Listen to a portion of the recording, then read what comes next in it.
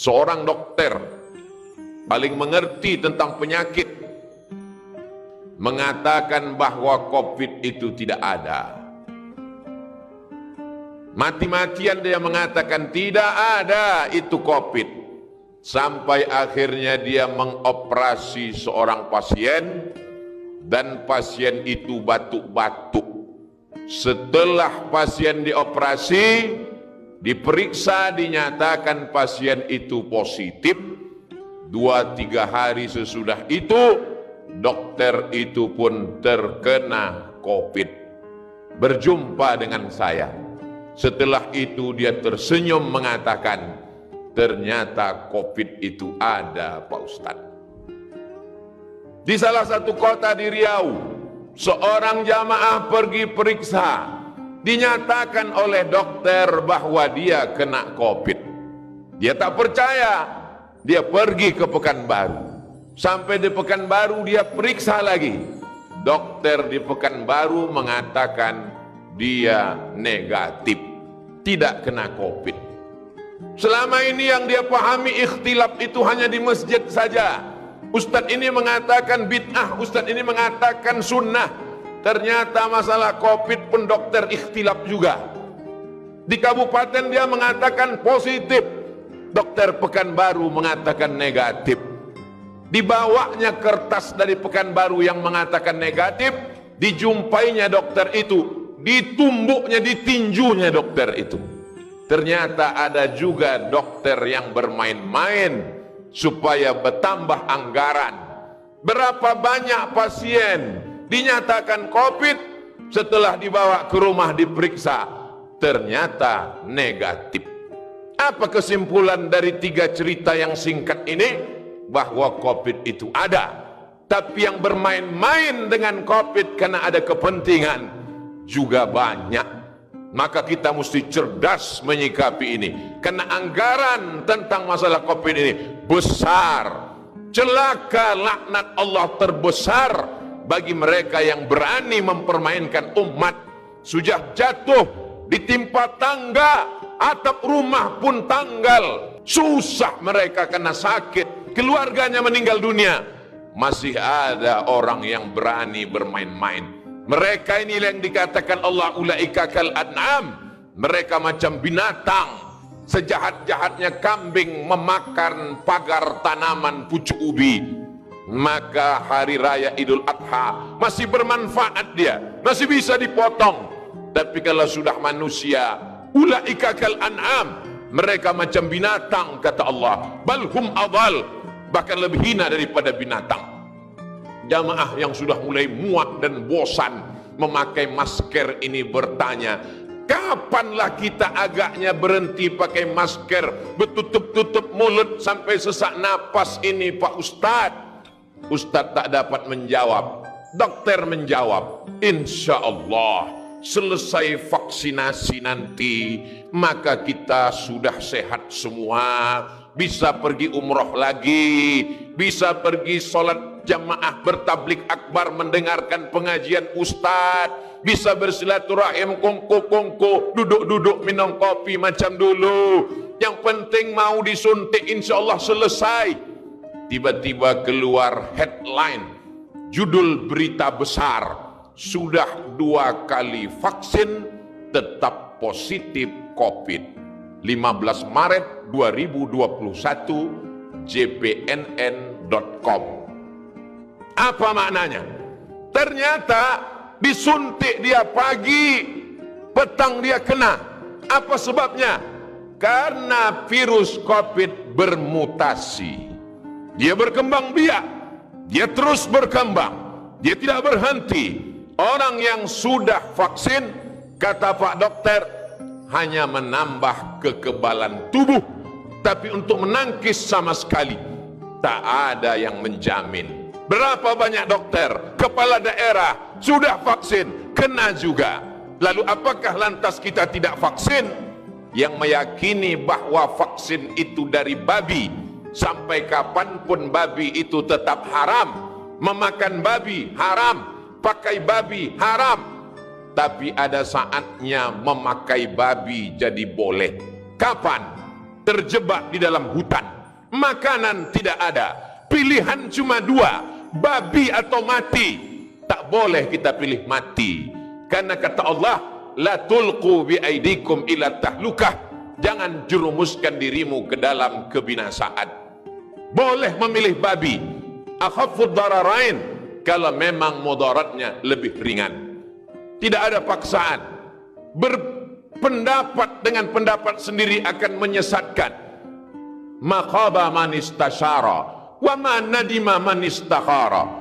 Tidak akan sia-sia orang yang mau meminta pendapat orang lain, dan tidak akan menyesal orang yang mau bermusyawarah.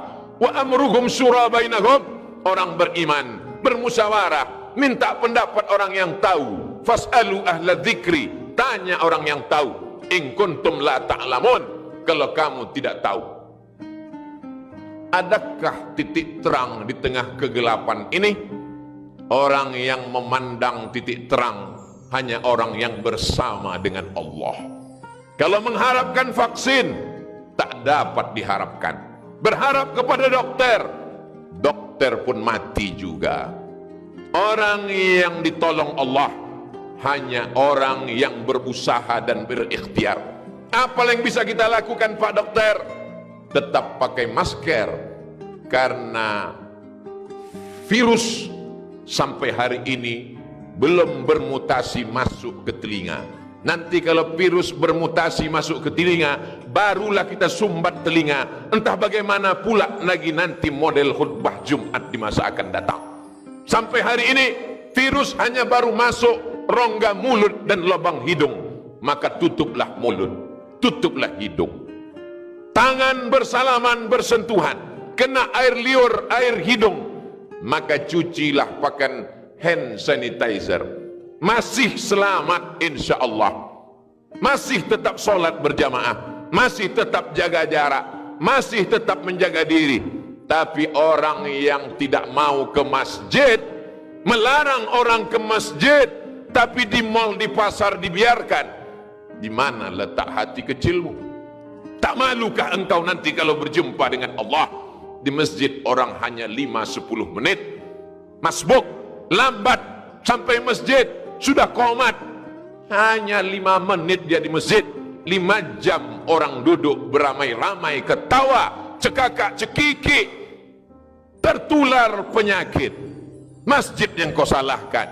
Tak malukah engkau nanti menyebut nama Allah, menyebut Rasulullah, padahal tempat ini yang dipanggil Allah, dipanggil Rasulullah sallallahu alaihi wasallam. Tetap jaga protokol kesehatan, tapi jangan sampai meninggalkan ibadah kepada Allah subhanahu wa ta'ala. Tetap cuci tangan, tetap pakai masker, tetap jaga jarak, tetap beribadah. Seorang pasien luka kakinya, pergi ke rumah sakit, sebetulnya luka itu hanya kecil saja. Lalu Pak Dokter pun menjelaskan, karena ibu ada bibit-bibit diabetes, ini luka kecil ini nanti akan menjadi besar. Kalau luka ini sudah besar menjadi akut, menjadi parah, maka kaki akan dipotong, diamputasi. Akhirnya si pasien berpikir pagi, petang dan malam, gula darahnya jadi naik, tekanan darahnya menjadi naik, jantung koronernya kumat, darahnya pun kumat. Akhirnya bertambah-tambah penyakit dengan yang lain.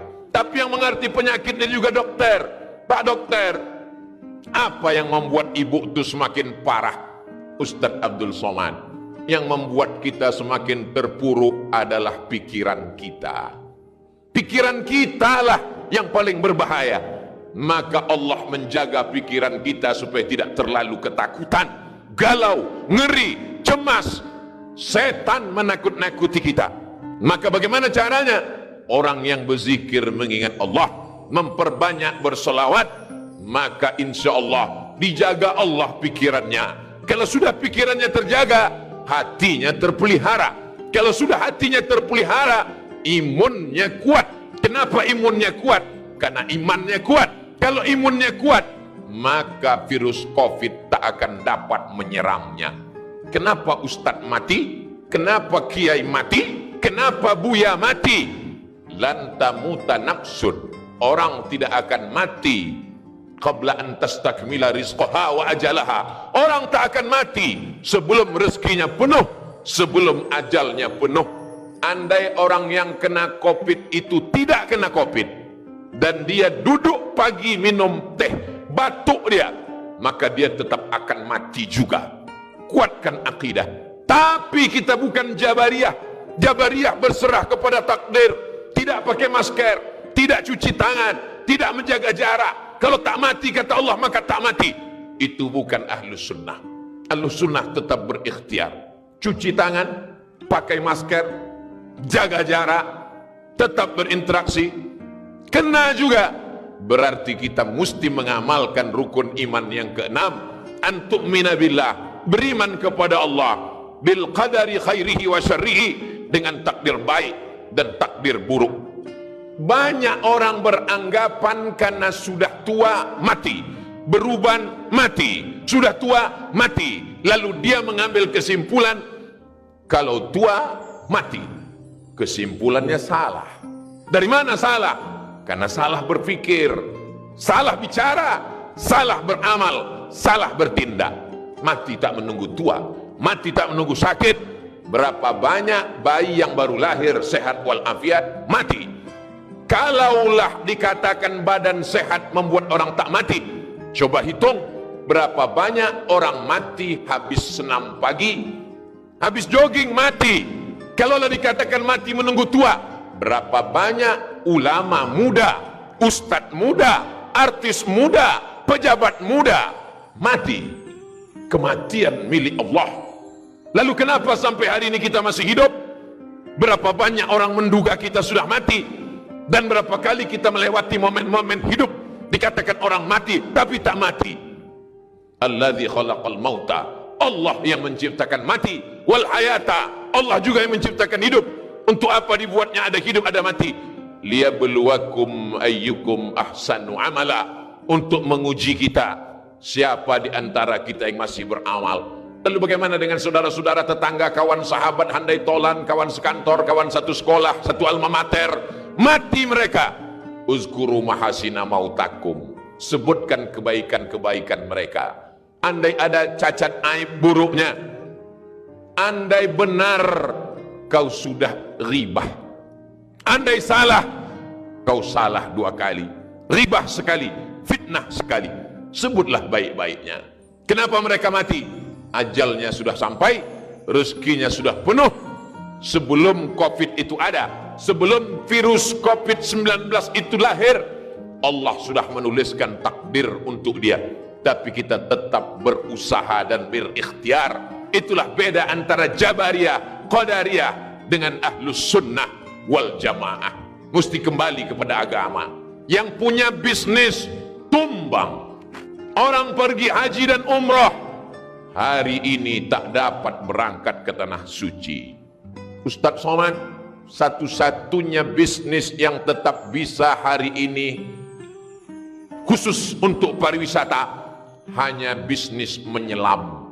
Kenapa begitu Pak? Karena COVID belum bisa masuk ke dalam air. Tapi orang untuk menyelam mesti naik pesawat. Sebelum naik pesawat dia akan rapid test, swab. Ada kekhawatiran jangan-jangan barang yang dipakai barang bekas, walaupun oknum yang melakukan 0, sekian %, tapi orang tetap ketakutan. Dia akan masuk hotel, dia tidak jamin anduknya, spraynya, orang ketakutan.